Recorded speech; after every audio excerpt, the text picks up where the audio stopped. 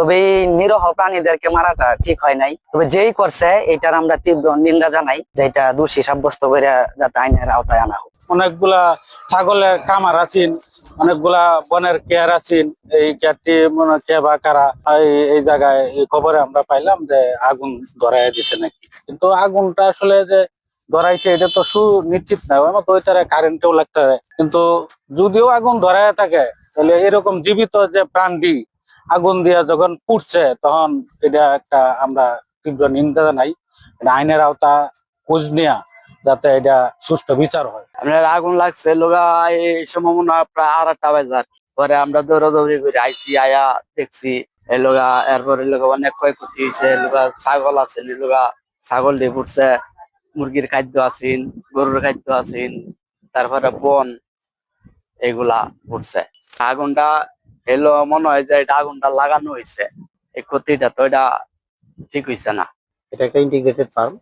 এখানে আমার আছে হলো গরু, ছাগল, মুরগি, মাছ সবগুলোই আছে আমার এখানে। এগুলো নিয়ে আমার এই ফার্ম। ঘটনাটা ঘটছে গতকালকে রাত্রে। তো আমি খবর পেয়েছি আমার কর্মচারীর মাধ্যমে। ফার্মে যারা থাকে, আমার বাসা এখান থেকে 2 কিলোমিটার দূরে, মুক্তারপাড়া। তো আমি ওখান থেকে খবর পাওয়ার পরে আমি মোটরসাইকেল নিয়ে এখান থেকে বের হয়ে আসি এবং ফায়ার ব্রিগেডে খবর দেওয়ার পরে ফায়ার ব্রিগেড বলে যে আমরা যাচ্ছি। তো আমি আসার পথে দেখলাম যে ওই রাস্তায় আবার আরেক জায়গায় আরেকটা ঘটনা আগুনের। আমি যাই দেখি ফায়ার ব্রিগেড সবাই এখানে আগুন নিভে দিচ্ছে। তখন তাদেরকে আমি আমার ফার্মে কথা বললাম, পরে তারা মনে করছিল যে ওইটাই বোঝায়। পরে বলছে তাহলে ঠিক আছে আমরা যাচ্ছি। পরে ওইখান থেকে আবার ফার্মে ওই ফায়ার ব্রিগেডে ঢুকে এনে আসলো আমার ফার্মে।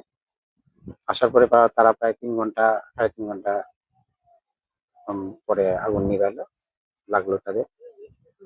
এখানে আমার 3টা ঘর ছিল।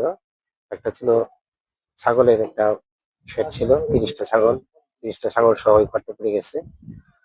আর পাশে ছিল আবার একটা খড়ের ঘর বলতে খড় যেখানে রাখি আর কি, খড় রাখার একটা ঘর, ওটাও পুরো একদম ছাই হয়ে গেছে। আর ছিল আমার একটা বড় একটা গোডাউন ছিল, যেটাতে আমার এই পোল্ট্রি, ফিশারি, ডেয়ারি সবগুলো খাবার থাকতো।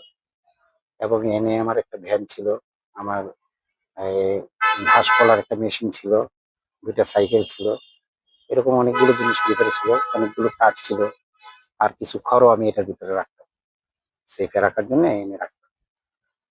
তো এই 3টা ঘরই আমার প্লেস, এমনকি ছাগল গুলা সহ 29টা ছাগল পড়ে গেছে, একটা ছাগল কোনো রকম বেঁচে গেছে।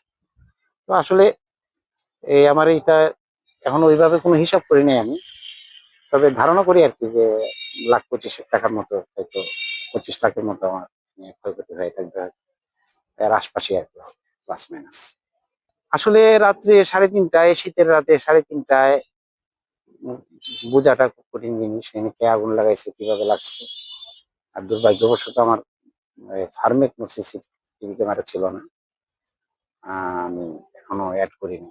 আমি যাচ্ছি, আর কিছুক্ষণের মধ্যে আমি যাবো, আমি জিডি করবো, পুলিশে যাব। পুলিশের লোক আসছিল এখানে, তদন্তে আসছিল আগেই, খবর পায় ফায়ার ব্রিগেডের কাছে খবর পায়, পুলিশের লোক এখানে আসছিল, আইসা তারা একটা ডিটেল নিয়ে গেছে মোটামুটি, আমাকে বলছে যে জিডিটা করার জন্য।